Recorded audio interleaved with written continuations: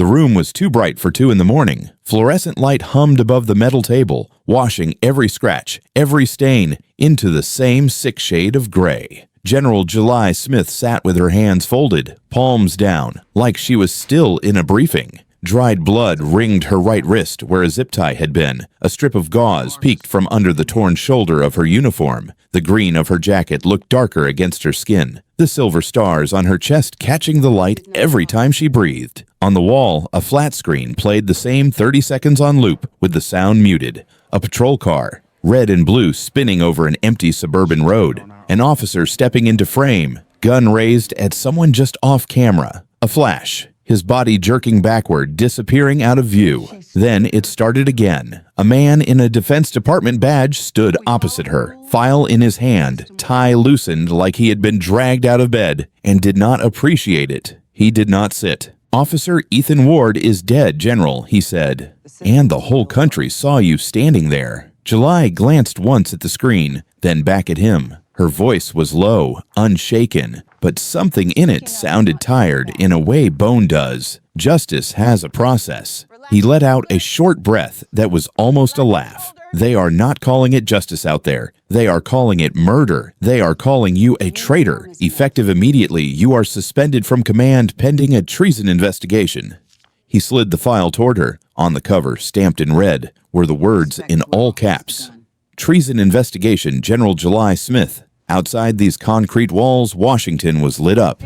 In a bar off U Street, older men in veterans' caps leaned over their beers while the headline crawled beneath July's frozen image. Black female general involved in officer's death at routine traffic stop. One of them shook his head. "Knew this was coming," he muttered. "You push back on cops, this is what you get. A cross." Town, in a cramped apartment in Southeast, a black grandmother watched the same footage from a recliner, oxygen tube in her nose. Her granddaughter scrolled through comments on her phone. "Should have just knelt," one read. Another said, "She stood her ground. I'm glad somebody finally did." In a nursing home in Maryland, a retired Army sergeant turned his hearing aid up, lips moving with the anchor's words. General July Smith, first black woman to wear those stars. Now this. Back in the interrogation room, the TV kept looping that silent flash of light. July did not reach for the file. She did not look away from it either. A single bullet, she thought, did not just kill a man on a dark road. It ripped straight through the one thing I spent my whole life believing would hold. She closed her eyes for half a second, then opened them again, back straight, hands still. Alone under the humming lights, she looked less like an accused traitor and more like a soldier waiting for an order that would not come. "If we follow the rules, the system will hold." General July Smith said it like she had said it 1,000 times before, the words steady in the briefing room air. The Pentagon fluorescent lights washed everyone in the same pale color, but the faces around the table were anything but the same. Across from her, Lieutenant Taylor Brooks sat straight in her chair, pen poised above a legal pad. Young, black, sharp-eyed, with the kind of posture that said she was still getting used to the weight of a uniform and the idea that people actually listened when she spoke. "Yes, ma'am," she answered automatically, then caught herself. "Sorry." "Yes, General." Around them, a handful of junior officers nodded along, some out of conviction, some out of habit. At the far end of the table, a broad-shouldered older black man in a worn sergeant's uniform leaned back just enough to show he was not entirely on board. Sergeant Elijah Lewis had been in longer than most of them had been alive. The stripes on his sleeve had been earned in sand and dust, not in PowerPoint rooms. He muttered just loud enough for July to hear, eyes fixed on the folder in front of him. Unless the system was never built for people like us. A couple of heads turned his way. Taylor's pen stopped mid-word. July heard it. A small line, soft as a sigh, heavy as a verdict. She let her gaze flicker his way for half a second, then went back to the slide on the screen. "We have procedures for a reason," she said. "If we stay inside them, we are protected. Our people are protected. That is how this works." Lewis let out a breath through his nose. The kind of sound a man makes when he has seen too much to argue anymore. The meeting broke up 15 minutes later. Officers filed out in 2s and 3s, talking about schedules and family trips and the best coffee downstairs. Taylor lingered by the door until July stepped beside her. "You did good in there," July said. "Clear, direct." Next time, do not apologize for answering. Taylor gave a quick smile. I grew up in a house where talking back could get you grounded for a month. Old habits. Talking back is different from speaking up, July said. Learn the difference. The system is slow, but it listens when the right people speak. Taylor nodded, but something in her eyes shifted, like a memory had been pulled up without her consent. Outside, dawn was just dragging itself over the river. July hit the running trail that looped around the base, breath forming faint clouds in the cool air. The early morning crew was out, a mix of officers, recruits, and a few civilians who liked the sense of order. She spotted a young black private ahead, shoulders hunched, elbows flaring out with every stride. His form was a mess. July caught up, matching his pace for a few steps. "Drop your shoulders," she said. "Not out of breath at all. You are wasting energy." He startled, nearly tripping when he saw who was speaking to him. "General, sorry ma'am, no need to be sorry." She answered, "Just fix it. Hips forward, relax your jaw. You are not being chased." He adjusted, and his stride smoothed out. "What unit are you in, Private?" "Bravo, Company. Fort Bragg before this, Mom." "Jenkins." "Jenkins," she repeated. "You want to wear stripes someday?" "Yes, Mom. Then earn them the right way. Not by being the loudest, not by stepping on the wrong people. You earn it by doing the job when no one is watching and still doing it by the book." He nodded, the kind of nod that came from a kid who had not yet seen how messy the world could get. Later, showered and back in a pressed uniform, July stood in her office with her phone pinned between her shoulder and ear, stapling a set of documents while she talked. "Mama, I cannot talk long," she said. "I have meetings stacked all morning." "You always do, baby." Her mother's voice came through from Atlanta, warm and worn at the same time. "Just wanted to hear you breathe." "I'm breathing," July said, a small smile tugging at the corner of her mouth. "How is your blood pressure?" "Up every time I turn on the news and see another black face on the ground," her mother said. "You sure you want to keep serving for people who do not always see you?" July looked at the framed photo on her shelf, a much younger version of herself in desert camo, grinning with a squad of 20-something soldiers. "Sometimes I think they see the uniform before they see me," she said. "That is enough for now. Enough for them, or enough for you." Someone knocked on her door.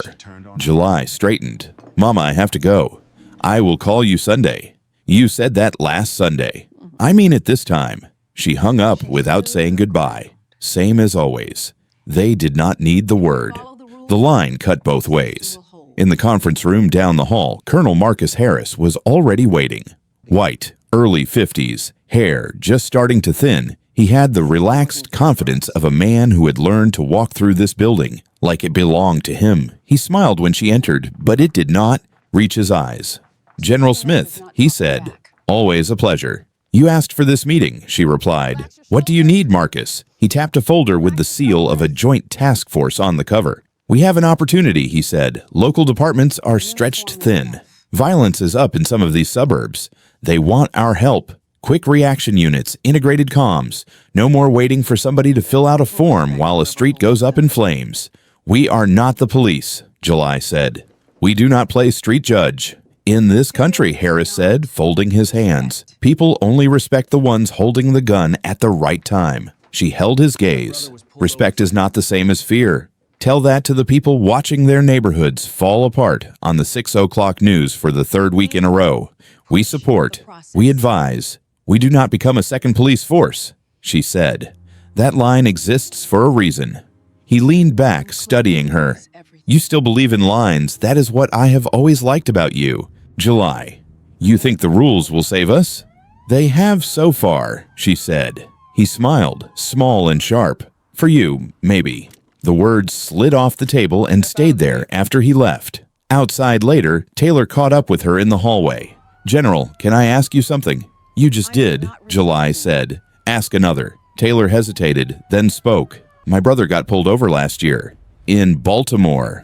Broken tail light, they said. Made him sit on the curb for an hour in the rain. Neon lights on him like a suspect in a crime show. He has never even had a parking ticket. Did he file a complaint?" Taylor laughed, but there was no humor in it. "File it where the complaint box that sits under some captain's coffee mug." My mom said, "Be thankful he came home." July slowed her pace. "I am sorry," she said. "That is not how it should work." "But it is how it does," Taylor said.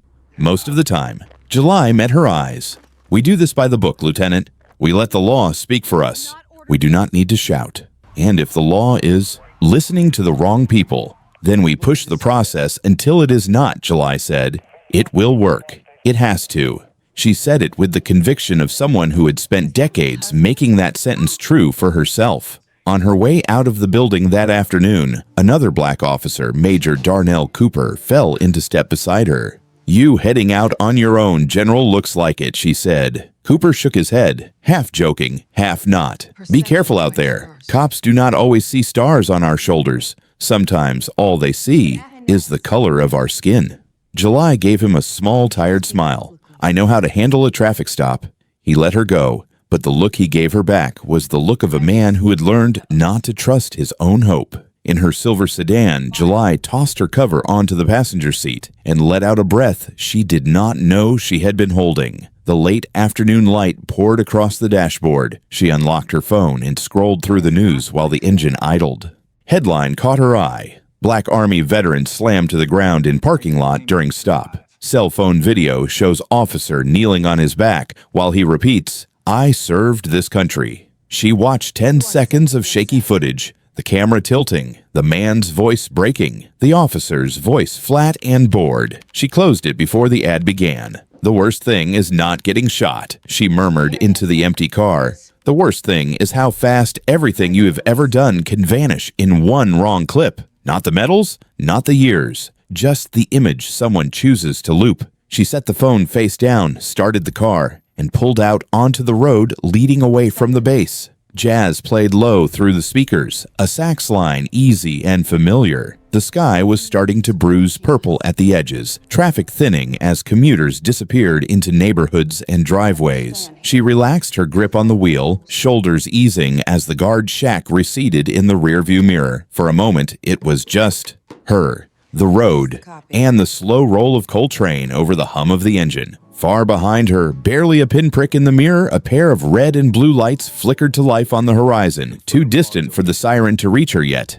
At least, July believed she knew how these things went, until that night proved her wrong. The siren came out of nowhere. 1 second the road was empty and open in front of her, saxophone humming low through the speakers. The next, red and blue bled across her rearview mirror, swelling until it filled the glass. July's hands tightened on the wheel. She flicked her blinker on, eased the silver sedan onto the narrow shoulder of the Fairfax County Road, gravel crunching under her tires. The cruiser pulled in so close behind her it felt like a shove. The siren cut off. The lights did not.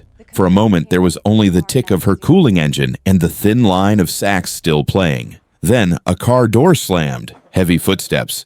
A hard, rapid knock on the driver. Side window. Not the measured tap of someone doing a job. The hit of someone spoiling for a fight. She rolled the window down halfway. "Nice car. Did not expect to see you in it." The man leaning down into her space was white, early 30s, stocky, jaw unshaven. Officer Ethan Ward. The name tag was small, but his attitude was loud. His eyes flicked over her face, then down her uniform blouse, the faint outline of her rank still visible above the open collar. "Mom," he said, and somehow made the word sound like an insult. She kept her voice calm. "Is there a problem, officer?" He did not ask for her license. He did not say taillight is out or you were speeding. He rested one hand on the doorframe and looked past her as if checking whether anyone else was watching. "Couple of calls about a suspicious vehicle cruising through here," he said. "Did not expect the driver to be this decorated." July felt a tremor of anger slide under her ribs. "Officer, I am General July Smith, United States Army. I am coming from the Pentagon. You can see my ID." "Out here," he said, a smile curving his mouth without touching his eyes. "You are just a driver on my road." That was the moment she knew this was not a normal stop. It was not about a broken law. It was about a man who needed to feel tall. He stepped back. "Turn the engine off. Step out of the car." She did as ordered. The night air hit her face, cooler than she expected. The asphalt smelled like dust and old rain. Ethan backed up just far enough to put space between them, one hand resting on his holster as if it had always lived there. "Face the car. Hands on the hood." "General Smith," she said, "you do not need to point your hand anywhere near your gun. We can talk like adults." He smirked. "You are already giving me orders. This is going well." In her right ear, under the fall of her hair, a small voice crackled to life. "Mom, this is Captain Tyler James. We have eyes on you. 2 vehicles back, 1 rooftop, awaiting your signal." She did not look around. Her gaze stayed on Ethan, who was circling her sedan now, boots grinding gravel. "Copy," she whispered, barely moving her lips. "Hold position." Ethan stopped in front of her again. "Kneel," he said. Her heartbeat stumbled. She could hear it over the jazz, over the distant rush of traffic on the main road. "I am not resisting, officer. There is no reason for you to escalate this." He stepped closer, so close she could smell the nicotine on his breath. "Kneel, or I will make you." In her ear, Tyler's voice sharpened. "Mom, we see his posture. He is agitated. Say the word and we can end this." Every part of her training told her not to give anyone an excuse. She had testified at courts martial, lectured recruits about escalation, written policy memos about proportional response. "Hold," she said into the air. "Do not engage." On the road, no one heard it. Ethan heard only his own voice bouncing inside his head, screaming about control. "You think that uniform means something to me?" he rasped. "You think those stars scare me. I think they remind you of something you are trying to forget," she answered quietly. His jaw clenched. He yanked his weapon free and pressed the barrel against the base of her neck. The metal was cold and shaking. "Kneel, or I swear I will." Her pulse thudded against the gun. Fear rose, hot and electric, but it did not show on her face. Years of war had taught her how to keep her features still, even when her stomach tried to drop through the floor. In her ear, Tyler was no longer calm. "General, his gun is on you. Say fire, and we will take the shot. Say it now." July stared at Ethan. His eyes were wide, ringed with red, full of something that looked too much like panic. "You are not scared of me," she said, voice low. "You are scared of seeing yourself right now." He flinched, as if she had hit him. His hand jumped, finger tightening on the trigger. "Shut up." Her right hand, still at her side, closed around her own wrist. It was a habit born from years of covert movements, a private signal only her protection unit knew, the one that meant the silence order was absolute. No radios, no chatter, no shots unless there was no other choice. In the darkness beyond Ethan's shoulder, 3 tiny points of red light blinked into existence and settled over his chest in a tight triangle. July saw them. He did not. Tyler's voice was a breath against her eardrum. "Target's locked. We cannot hold forever." "Do not fire," she whispered. "Hold." Time stretched. The night shrank down to her skin against the barrel, his harsh breathing, the faint hum of electronics in the cruiser behind him. She became acutely aware of everything. The roughness of the pavement under her boots, the weight of her dog tags under her shirt, the quiet roaring in her own ears. Ethan's face twisted. "Say you are sorry," he hissed. "Say you know your place." The worst part was that a piece of her, deep down, knew exactly what would happen if this went wrong. Not just tonight, not just on this road, in every living room that would watch the replay, frame by frame. "I know my place," she said. "Do you know yours?" Something snapped in his eyes. His fingers spasmed on the trigger. At the very same heartbeat, the world cracked open. There was a flash of white light, bright enough to wash the stars out of the sky for a fraction of a second, and a sound like the sky itself tearing. The force hit her chest like a wave of hot air. She staggered back, catching herself on the hood of her car as her knees tried to buckle. Her ears rang. The gun was no longer pressed to her neck. The weight in front of her was gone, replaced by a wild scatter of movement at the edge of her vision. She blinked hard. The red and blue from the cruiser lights smeared across her sight, strobing faster now. Voices shouted. Tires screeched farther down the road as other units finally arrived. She forced her head to turn. Officer Ethan Ward lay crumpled on the asphalt, his weapon flung several feet away, spinning once before coming to rest under the glare of his own headlights. His chest did not rise. In her ear, Tyler's voice came through, rough and tight. "Target down!" No collateral, silence orders still in effect. July did not answer. Her head was full of cotton and the distant echo of a shot she had not given permission for, or thought she had not. Behind her, the dashcam on the cruiser flicked from standby to active, its small red light blinking alive. It stared at the scene in front of it without judgment. A woman in a half-visible uniform still on her feet. An officer on the ground. Lights, noise, chaos. It recorded everything. By 8 the next morning, the Fairfax precinct smelled like burnt coffee and old carpet. Lieutenant Mark Davis sat in a cramped AV room, fingers stained with donut glaze, eyes fixed on the monitor in front of him. He had been assigned to pull the dashcam file for the official report. Routine, they said. Just log it, tag it, push it up the chain. But nothing about what played on his screen felt routine. Red and blue lights flooded the frame. A woman in uniform stepping out of a silver sedan. A white officer in a county jacket moving in too close, his arm jerking up, gun in hand. Then the sudden whip of light, the shock, his body dropping out of view while she stayed standing, eyes wide but unmoving. Mark swallowed hard. He rewound, watched again, slower, no sound at first. Then curiosity tightening in his chest. He put an earbud in and hit play with audio. Static, a few clipped commands, then the officer's voice, rough and tense. "Kneel or I swear I will." The woman's voice, lower, controlled. "I know my place. Do you know yours?" Then a wordless blur, a shot that did not sound like his gun. He exhaled, a long, shaky breath. "People need to see this," he murmured, not just a report gathering dust. 10 minutes later, in a moment he would replay in his head for months. He dragged the video into a private folder, clipped it down to 20 seconds, blurred faces just enough to tell himself he was being careful, and uploaded it from his personal account. Caption: Army General versus local cop. You decide. By the time he left the room to get another coffee, the view count had already started to climb. The clip hit local feeds first. Then a regional news blog scraped it. A national site embedded it with a headline that did not bother asking questions.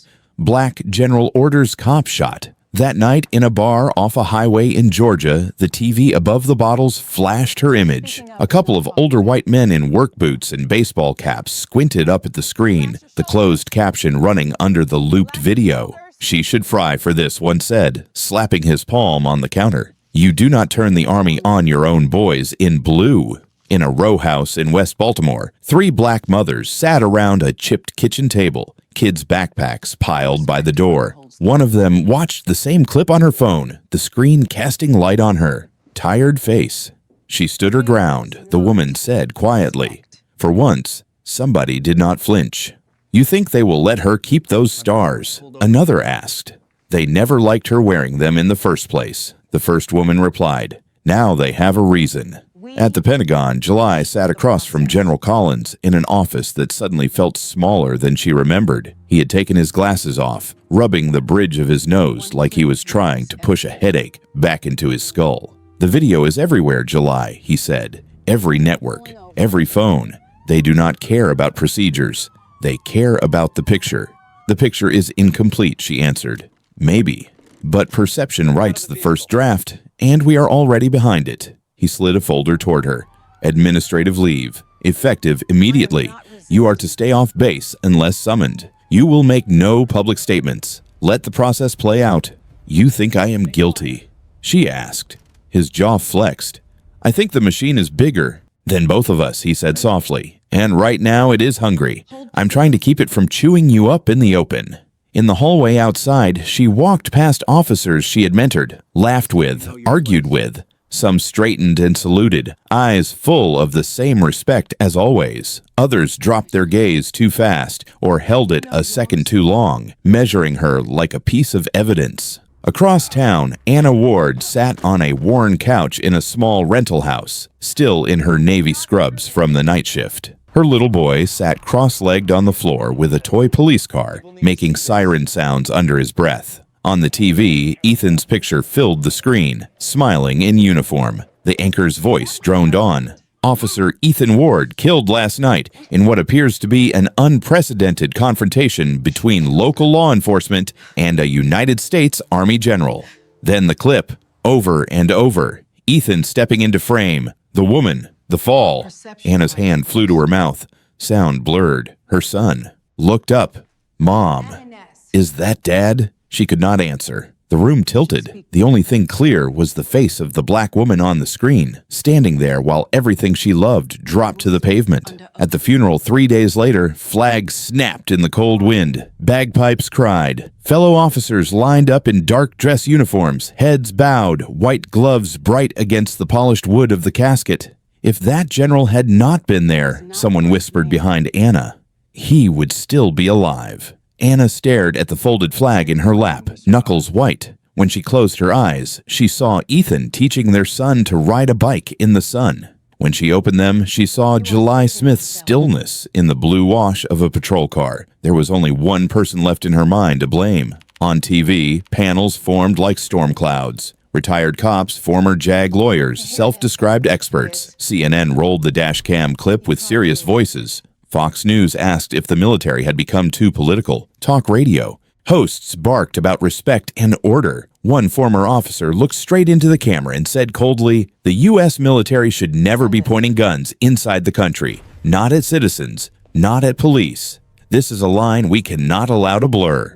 In a small, furnished apartment the Army had rented for her near Fort Myer, July watched it all in silence. The volume was low. The words still landed like blows. Her phone buzzed nonstop. Unknown numbers. Reporters. Old friends who did not know what to say but called anyway. She let it ring. Taylor sat on the other end of the couch, elbows on her knees, rage barely contained. "You could shut all this down in one interview," she said. "Look them in the eye. Tell them exactly what happened." July shook her head. "The more I talk out there, the more they turn it into a circus," she said. "Justice has a process. I will answer under oath. Nowhere else. And if the process is rigged, then we will find out when we hit it," July said. "But I will not try this." Case on cable news. Hours later, after Taylor left, the apartment fell quiet. July stood in front of the closet where her dress uniform hung, the fabric perfectly pressed, ribbons and medals in precise, colorful rows. She reached out and touched one,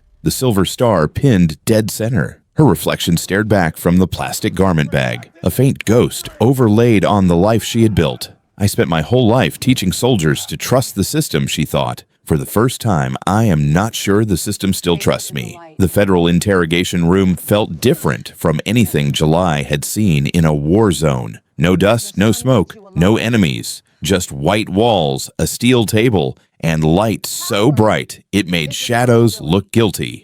General July Smith sat with her hands flat on the table. No uniform, no stars, just a gray blazer the Army Legal Office had found for her, and the tan line on her wrist where her watch usually sat.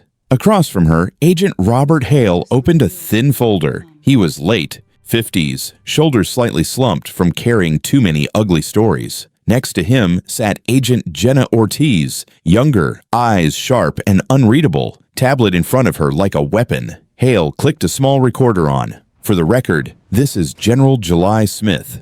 Date, time, federal inquiry into the death of Officer Ethan Ward and the alleged misuse of military force domestically." He nodded to Ortiz. She tapped the tablet. A short audio clip played through the room's speakers, stripped of static and wind. There was a hiss, then a single word. "Fire." It was a woman's voice. Strong, low, clipped like a command. July felt the sound go through her chest like a thin blade. She knew that tone. She had used it to send men into danger, to stop chaos before it started. She also knew, with a cold certainty that made her skin prickle, that she had not spoken that word on that road. Hale watched her face. "That is you, General." Voice analysis puts it at 97% match. Cadence, breath, pattern, consonant, strike. He slid a page across the table. The graph was just lines and numbers, but the label at the top was clear. Match. July did not touch the paper. "I did not give that order," she said quietly. "I ordered silence. Hold position, not fire." Ortiz leaned forward. "Are you suggesting someone fabricated your voice and then somehow inserted it into a secure comms channel at the exact second a police officer was killed?" "I am suggesting someone is manipulating this," July replied. "And whoever it is knows our systems better than they should." Hale's jaw tightened. "You understand how this sounds. You have the motive, imminent threat. You had the means, a protection unit on standby. You had the authority. They follow your word. Now we have the word on tape." July held his gaze. I am not asking you to believe me because of my rank, she said. I am asking you to look at the logs. The door opened before Hale could answer. Colonel Marcus Harris stepped in, suit immaculate visitor, badge hanging from his lapel like an afterthought. He offered a practiced smile. Agents, mind if I borrow the general for 5 minutes? Hale hesitated, then gathered his papers. We are on a break, he said. Do not leave the building, General. The moment the door clicked shut behind them in the empty hallway, Harris dropped the smile. You are in deep July, he said softly. Deeper than you understand. She studied him. Looks like I am not the one running this show anymore. He moved closer, lowering his voice. Listen, the country is on edge. The press wants a villain. The politicians want a fix. If you take a controlled share of the blame, we can manage this. Miscommunication. Chain of command failure. You step down quietly, and we save what is left of the institution. So I become the story, she said. And the system walks away clean. He spread his hands. Somebody has to absorb the hit. Better it be one person than the entire military. July's answer was a whisper. You are not saving the institution, Marcus. You are saving yourself. His jaw clenched, but his voice stayed smooth. Think about it. You will not get a better offer. He left her in the hallway with the taste of rust in her mouth. Later, after hours of questions and the same audio clip replayed until it lost shape, July sat alone in a side room waiting for an escort. The door cracked open and Taylor Brooks slipped inside, uniform slightly crooked like she had run all the way there. Mom, she said in a harsh whisper, I only have a minute. You are not supposed to be back here, July replied, which means you have something I am not supposed to hear. Taylor swallowed. The comm logs do not add up, she said. I pulled a mirror copy before they locked me out. The fire command did not originate from your unit channel. Someone rerouted it through an external node. That is not possible without top-tier access, July said. Exactly, Taylor answered. And there is more. My dad died in a holding cell after a traffic stop when I was 12. They called it a medical episode. We never got the footage.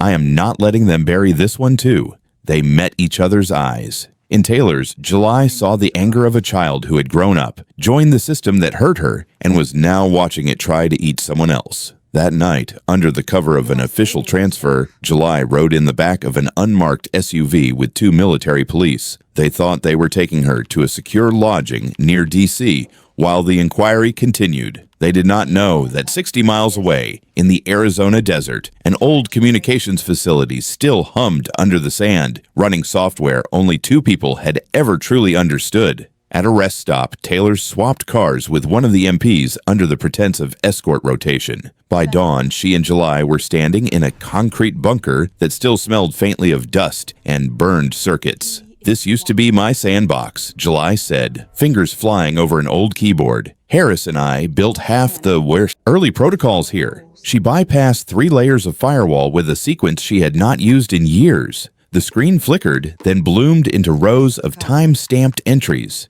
Here, Taylor said, pointing. Night of the stop. They scrolled. The fire command glowed in the middle of the log like a bruise. Source, external node. User tag, HRS01. Taylor exhaled. That tag show up anywhere else. July drilled deeper. Hidden behind a string of deletion attempts, they found it. A line in system language that carried more weight than any speech. Delete evidence. Confirm. Access. HRS01. Same tag, same hand. He tried to erase it, Taylor said. System denied purge without higher clearance. Backup flagged instead. July copied everything to a portable drive, her jaw set. You started this game in my house, Marcus, she thought. You should have changed the locks.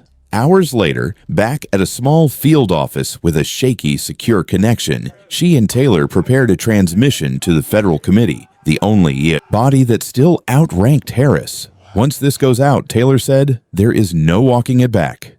It never should have been walkable in the first place, July replied. Send it. Taylor hit enter. The progress bar crawled across the screen, blue inching toward the far side. 60%, 85, 97.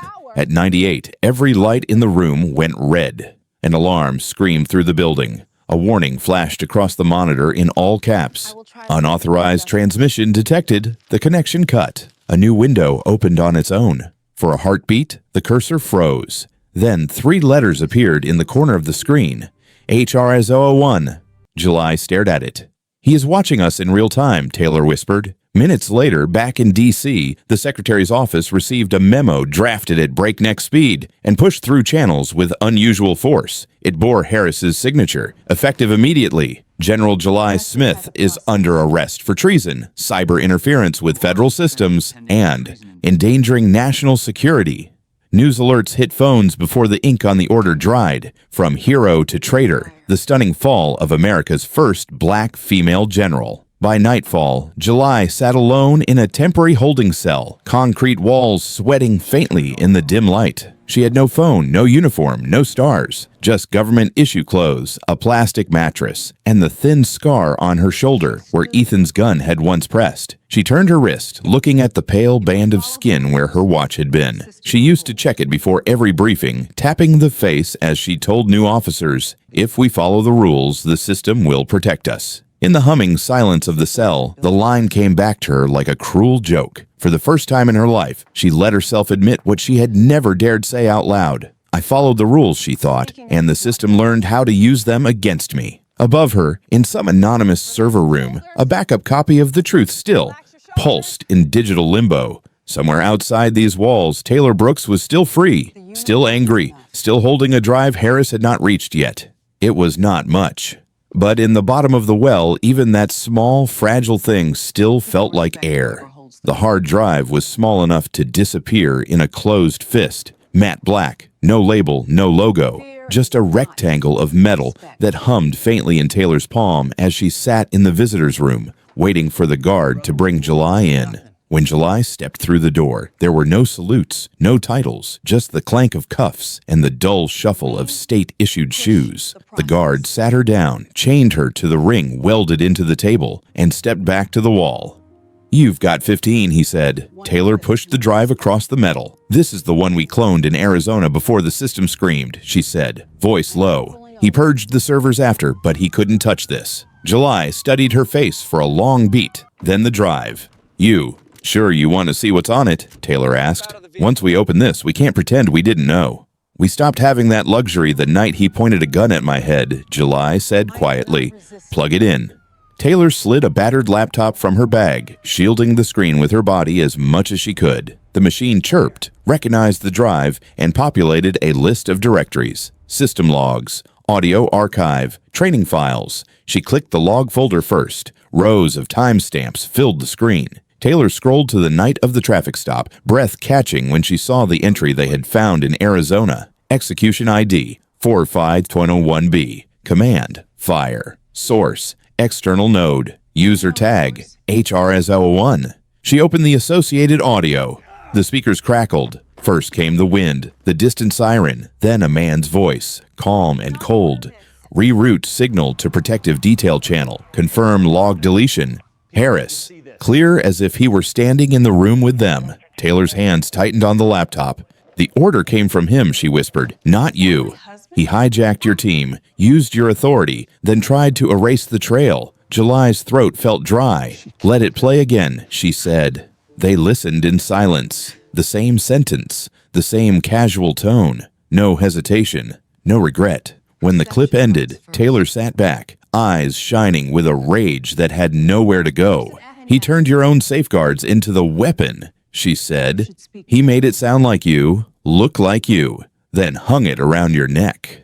"Open the last folder," July said. "The one marked Ward." Taylor hesitated, then clicked. Thumbnail after thumbnail appeared. Body cam files, date stamps, location tags. Mostly night, mostly back streets, highways, poor neighborhoods. Taylor opened the first one. The video jolted to life. Streetlights glaring off wet pavement. Ethan's breathing in the mic, the swagger in his voice, license and registration. "Why are you out here this late?" A young black man's hands on the hood, shoulders shaking. A thud as someone is shoved against metal. The screen jerked, then froze, audio cutting before the worst came. The file ended with a corrupted frame like someone had yanked the plug mid-beat. Taylor clicked another. Different night, same pattern. Then another, and another. A middle-aged woman in a headscarf. A teenager on a bike. Fear, pleading, a sharp bark of laughter. In the fourth video, Ethan's voice came through clearer than any of it. Black, poor.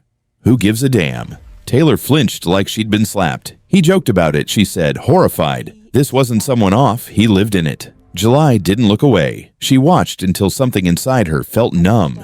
He was not just a bad apple, she said. He was a fully trained product. Taylor frowned. Product of what? July nodded toward the list of folders. Look for anything tagged joint task, she said. Or Meridian. Taylor searched. One directory popped up. JT Meridian. Ops. She opened it. Inside were rosters, memos, slide decks, photos of cops and soldiers in mixed formations, training together under banners that read words like Unified Response and Shared Authority. One internal brief caught July's eye. She motioned, and Taylor opened it. The first slide was boilerplate, strategic partnership between military advisors and domestic law enforcement. The next got uglier. Expedited use of force clearances under combined jurisdiction. Operational discretion encouraged for trusted units. Key phrase circled in digital red. We are justice. Law just follows. Taylor exhaled, angry and stunned. He built a shadow network, she said. Put a moral badge on doing whatever they wanted, as long as they stayed loyal. And I signed the first phase. July answered, eyes distant. Back when it was just about training and communications. I thought we were making things safer. Fewer mistakes. Better coordination.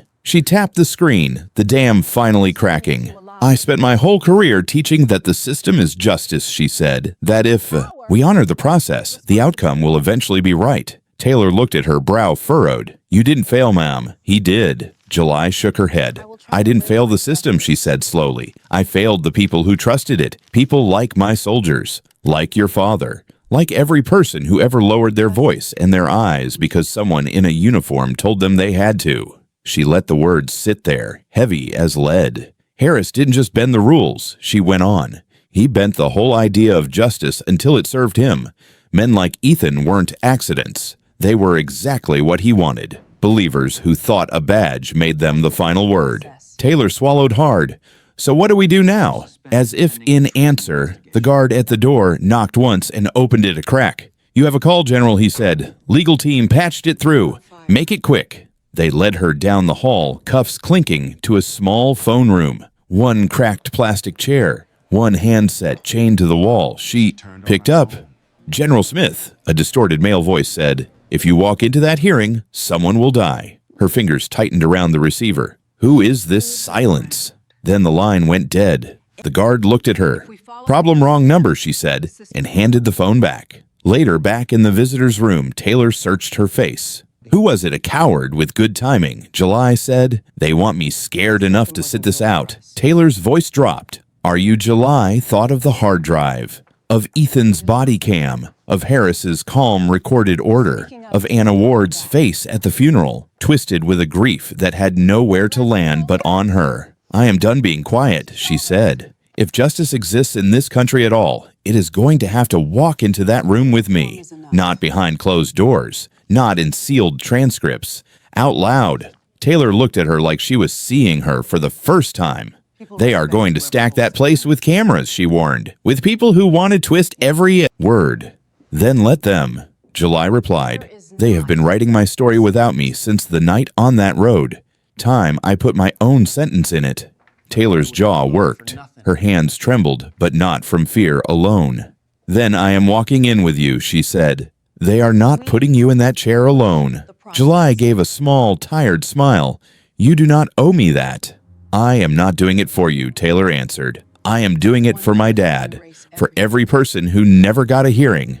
Outside, Washington shifted toward evening. The federal building rose out of the city like a stone ship, its columns catching the last orange light of the day. Metal barricades lined the steps. Police and federal security stood in overlapping rows, radios chattering. On one side of the street, a crowd held blue flags and hand-painted signs. Protect our police. No one above the law. On the other, a group held cardboard with black letters, names of people killed at stops that never made the news. Justice for July. Justice for all. News vans idled at the curb. Cameras panned from one side to the other, slicing the air into competing narratives. From the back of a transport van, July watched the protests through a narrow slit of glass. The building ahead of her had been a symbol all her life. Fairness, due process, order. Now it looked different, not smaller, not bigger. Just human. A place made of the same fragile choices as everywhere else. As the van door opened and the first step toward the hearing room waited in front of her, a thought rose up, clear and sharp enough to cut through the noise. The real consequence was never in the bullet, she heard herself think. It was in who we let ourselves become to live with it. The hearing room looked less like a place for truth and more like a stage. Every seat packed, every aisle lined with cameras and microphones. The seal of the United States hung on the wall, but for most people watching on TV, the real authority was the red light on the lens. Colonel Marcus Harris sat at the witness table in a black suit, posture perfect. He looked like the picture of control. When the chair of the committee asked if he had an opening statement, he nodded once. "No one stands above the law," he said, voice steady. "Not even a general." Across from him, July sat with her hands folded, plain dark suit, no ribbons, no stars. Just the quiet certainty of someone who had already lost almost everything. "Agreed," she said. "Let's start with you." Harris's jaw twitched, just enough for her to see. He signaled to the tech at the back, "Play Government Exhibit A." The speakers filled the room with that now infamous slice of sound. Wind, static, then a woman's voice. Fire. Screens all around the chamber flashed the waveform, the analysis, the words 97% match. Murmurs rippled through the audience. At home, people leaned closer to their televisions. Harris spread his hands. "That is General Smith's voice," he said. She had a sniper team on standby. The result speaks for itself. July looked at the committee. "May I present Defense Exhibit 1, she said, "with your permission backed up by federal chain of custody." The chair frowned, then nodded. "Proceed, General." Taylor walked up the aisle, gripping the small black drive they had labeled internally as 0301JC. Her uniform looked almost too big on her shoulders, but her eyes were locked, unwavering. She plugged it in. The main screen shifted to lines of code, then magnified text. Command. Fire user, HRS-01 root, external node. Reroute protective detail channel. Gasps cut through the room. "What exactly are we looking at, Lieutenant?" the chair asked. Taylor's voice shook only once. "Backup logs from the night of the incident, sir. The fire command did not originate from General Smith's channel. It was injected from a separate node tagged HRS-01. A second window opened. Grainy security footage from a dark operations room. Harris at a terminal, his profile clear, his voice even clearer. "Reroute signal," he said on the recording. "Confirm log deletion." In the hearing room, it was suddenly so quiet they could hear the cameras whir. The chair turned, face pale. "Colonel Harris, did you do this?" Harris stared at his own image on the screen, then at the committee, at the rows of watching faces. For a moment, pride and panic wrestled behind his eyes. Pride won. "I did what you people never had the guts to do," he snapped. "I protected the army. I protected this country, while you sat in offices and let it burn." The shift in the room was instant. For months, he had been the calm voice defending order. Now, every word made him smaller. "You falsified an order," the chair said, anger finally cracking through. "You framed a general and killed a police officer to cover a program you built in the shadows." Harris's hand slipped beneath the table. The first shot was a deafening clap that turned the room feral. People screamed, dove for the floor. The bullet shattered a light fixture. "Raining glass." "Down," July yelled, grabbing Taylor and throwing her sideways. The second shot tore past, hot air licking July's arm before the pain caught up. Her body hit the floor hard, but she rolled, pushing Taylor behind a row of seats. "Gun," someone shouted. "He's got a gun." Harris vaulted from the witness table and bolted toward a side door. Security hesitated, unsure where to fire without hitting civilians. By the time they moved, he was already in the hallway. July's left sleeve was sliced open, white cloth blooming red at the edge, but the wound was shallow. She forced herself up, ears ringing, hand pressed to her arm. "Stay here," she told Taylor. "You're bleeding, Mom." "So is this place," July answered, and staggered into the hall. The corridor outside stank of panic and cleaning solvent. Harris limped ahead, clutching the pistol, shoulder hunched like the weight of everything that had just broken finally landed on him. "Marcus," July called. He spun, gun half raised. "We're all filthy, July," he hissed. "You're no different. You think the log on that screen makes you clean. You used the same system I did. You just pretend it didn't stain you."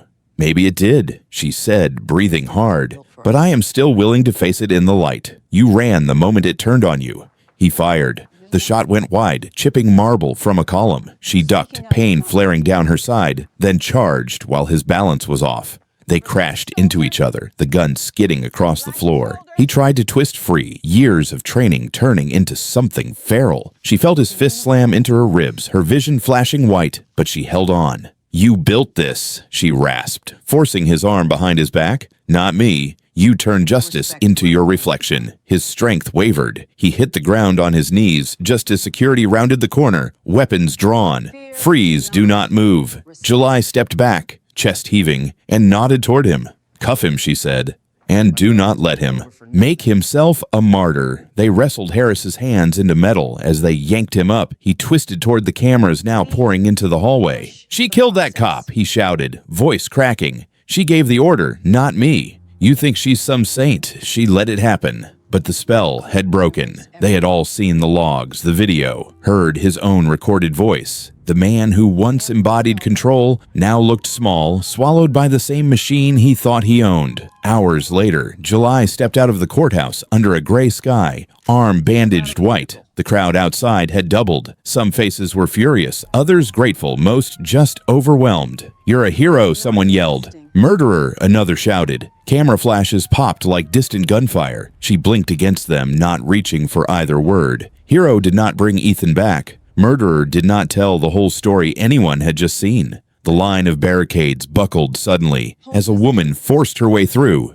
Blonde hair pulled back with shaking hands, eyes swollen from nights without sleep. Anna Ward clutched a folding knife so tight her knuckles had gone bloodless. "You took him from us," she screamed, lunging. Time slowed. July saw the blade, the desperation, the child in the photo she had once seen on the news. She sidestepped, grabbed Anna's wrist and turned, using momentum to pull her off balance without breaking her. The knife clattered to the pavement. For a second, both women stood locked in place, breathing hard. "If you kill me," July said softly, "your son loses two parents." Anna's face crumpled. All the rage she had been holding together cracked open into a sob that shook her whole body. She sagged to her knees, hands empty. Around them, officers drew down, fingers tight on triggers, eyes wild. "Drop the weapon," one yelled, though the knife was already on the ground. July raised her good arm, palm out.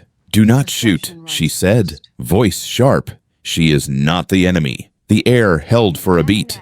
Then, slowly, reluctantly, guns lowered. Anna cried into her hands, shoulders hitching. A female officer knelt beside her, speaking quietly, leading her back behind the barrier. Cameras zoomed in on all of it, the knife, the tears, the bandage on July's arm. Across the plaza, two marshals led Harris out a side door in shackles. No podium now, no carefully chosen suit, just a prisoner in a wrinkled shirt, eyes down, jaw slack. The cameras caught him too. The man who once promised to protect the system, now swallowed by it. July watched him pass, listened to the low roar of voices around them. There was no satisfaction in her face, no victory. Some losses don't bring closure, she thought. They just show us how far we've let things go before anyone was brave enough to say stop. By the time the leaves started to turn in Virginia, Marcus Harris was no longer a headline. He was an inmate number serving what was essentially a life sentence for abuse of power, evidence tampering, and murder. On the news, anchors spoke in neat phrases. Federal law enforcement reform, new oversight committees. A proposed initiative quietly floated through the Pentagon under a working name, Project July. When they brought it to her, July shook her head. "Don't name it after me," she said. "Name it after the people who never had a voice." She no longer wore a star to brief presidents. Instead, she stood in front of a classroom full of young officers in plain uniform, skin tones ranging from deep brown to pale freckled. Some were fresh out of the neighborhood she grew up in. She wrote 2 words on the board: power, responsibility. "Don't think the uniform makes you the law," she told them. "It doesn't. It just makes you responsible for what happens when people see it coming." A kid in the back, black, barely 20, raised his hand. "Ma'am, what if the system's already broken? Then you don't let it break you with it," she said. "You tell the truth anyway. You keep your gun holstered as long as you can. And if you fail, You own it. That's the job. Justice, in her mind now, wasn't a flag planted in victory. It was a tired soldier you picked up and pushed back to its feet, over and over, knowing it would fall again. A few states away, in a quiet cul-de-sac with cracked sidewalks and tired maples, Anna Ward stopped in front of an old house with peeling paint. Ethan's mother had lived there once. The curtains were gone now. The mailbox hung crooked. On the front step, half buried under leaves, lay an envelope, edges softened by weather. To Mrs. Margaret Ward, it read. The return address was a military base. The signature on the back, General July Smith. Anna hesitated, then picked it up and opened it. The letter was long, written in careful handwriting. July did not defend herself. She did not paint Ethan as a monster or as a saint. She wrote about the system that had trained him, the body cam footage she had watched until her stomach turned, the families who had buried. They're dead, without a camera ever rolling. I never wanted your son dead, one line read. I wanted men like him to remember they were human. Anna's tears blurred the ink. She loved the man in the picture on her phone, the one holding their little boy at the beach. But now she could not pretend she didn't know the man in the videos too. Both were Ethan. Neither erased the other. Out on the street, kids' voices drifted over. She stepped off the porch and watched two children racing bikes down the sidewalk, a black boy with one shoelace undone, a white girl laughing so hard she almost tipped over. A patrol car rolled past at the end of the block. The kids barely glanced at it. No one froze. No one ducked their head. Anna pressed the letter to her chest. If justice is real, she whispered, I'll try to live like it is. In the fading light, the old American flag that still hung by the empty house moved just enough to stir. Faded red, weathered white, blue gone, almost gray. On the small table by the door, someone had left a framed photo of Ethan in uniform. Anna set the letter beside it. Two truths side by side, neither one big enough to swallow the other. Somewhere in another city, July finished another class and turned off the lights, her words lingering in the dark. Justice doesn't arrive to punish us. Her voice seemed to echo over the quiet porch, over the kids' distant laughter. It arrives to reveal who we've become. The camera would linger, if there were one, on the flag and the letter and the smiling photograph, then pull back slowly as evening settled in. The system remains. Who will be the next to rise? If this story made you feel something, don't let it end on a screen. Share it, talk about it, and if you want more stories that refuse to look away from the hard truths, follow the channel, leave a comment, and stay with us for the next echo of justice.